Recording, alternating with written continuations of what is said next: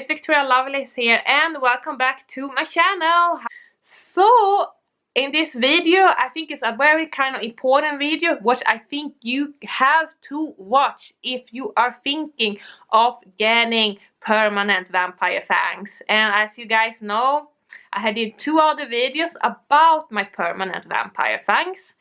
And I love my permanent vampire fangs, but I think there is some important things I want to talk about that I haven't really heard or seen or read that anybody else have been talking about when it comes to permanent vampire fangs. And that's actually all the cons of permanent vampire fangs. Even if they're awesome, they're coming with some cons too. So, and that's what I want to talk about in this video.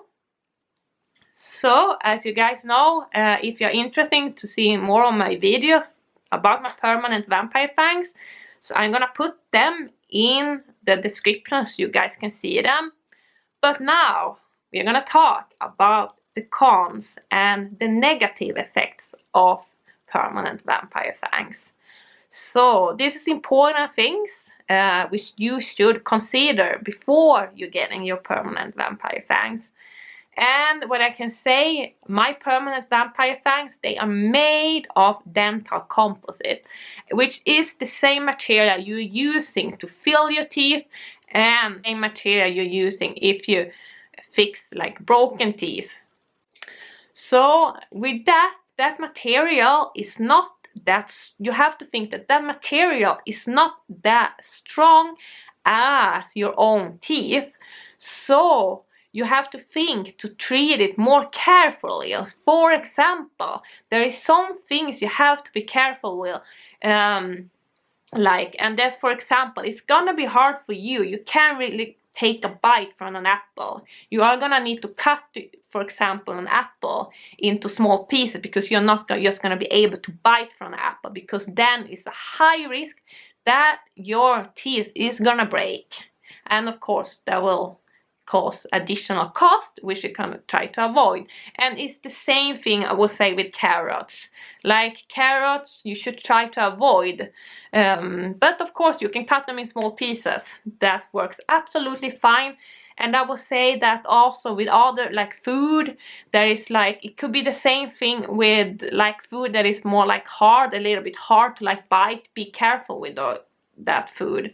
And another thing is also some candies, especially candy that is a little bit more sticky, hard and sticky candy like caramel. Sometimes you need to be a little bit careful with that. You are not going to be able to take a bite with your fangs and just think, oh, I have fangs, I'm going to be able to bite it. No, they can break actually. So just think about that. Like, you can still eat it, but you have to think like you have to maybe like cut small pieces so you don't need to like chew it so much because it might break your teeth. And another thing what I also think is important to mention, which is some negative effect, what you're gonna need to consider right before you get in your permanent vampire fangs. And it's actually, I don't know if you can see here on my video, you can see that they have a slight different colorization from my natural teeth. And that is because dental composites have a little more, like they can be miscolorized sometimes, and so they can easily get stains. And you have to consider, especially if you like coffee and red wine, which can stain your permanent vampire fangs. And with that, you are gonna need to go, like I usually go once a year to have them let my dentist polish them so they can be white again. So that's one thing, and that might add additional cost maybe that you don't think about. So they need some maintenance. They are gonna need like more maintenance than your regular teeth. And another thing, there's also, I can say, my best advice for that, if you want to try to like avoid, especially if you drink like coffee and you love red wine, is to use a toothpaste for smokers, because usually they have small, kind of like small, so you have to polarize your teeth a little bit more.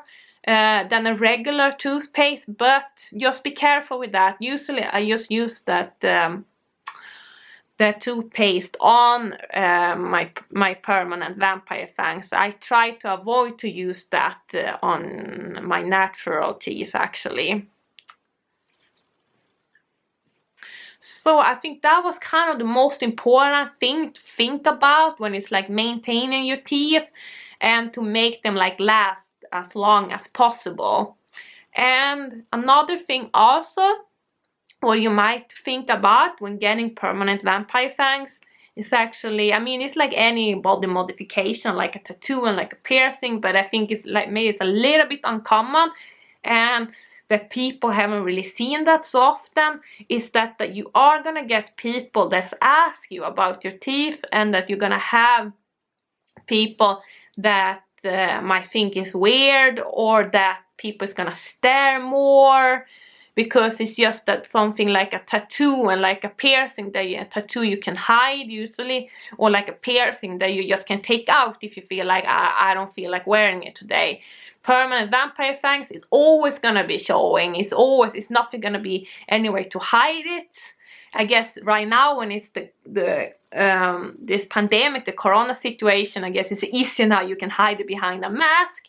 But I just want to say that maybe some might think like it's kind of like embarrassing when people ask about the oh, is it real teeth? That's a very common question that I usually get, and they ask. I mean, but I got also nice questions, but I also got a lot of people that stare, and I think also that's a thing. I will think more actually in the US comparing to here in Sweden. Here in Sweden, people usually never really stare, never really ask questions so much about them.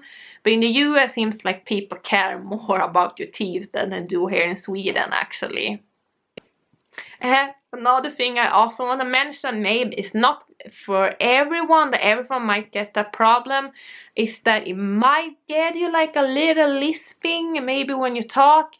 But it's gonna go away after a while when you get more used to your fangs. But I don't think that happened for everyone. I think I got a little bit like lisping since I got my fangs, but it's kind of disappear after a while when you get like more used to them. So I think that was like everything I had. That was a little bit like the negative effects, the cons about having permanent vampire fangs. And with that I want to say, like, I love mine and I never ever want to take them out. But I think I wish I would have known those things like maybe before I got them, because nobody had really talked about that when it's about permanent vampire fangs. So, and you guys should check out my other videos that I have about permanent vampire fangs. And let me know if there's anything else you want to know about permanent vampire fangs. I will be very happy to answer those questions too. So I hope you guys enjoy this video. And if you enjoy this video, I will be happy if you could drop a comment in the comment section. Give it a thumbs up.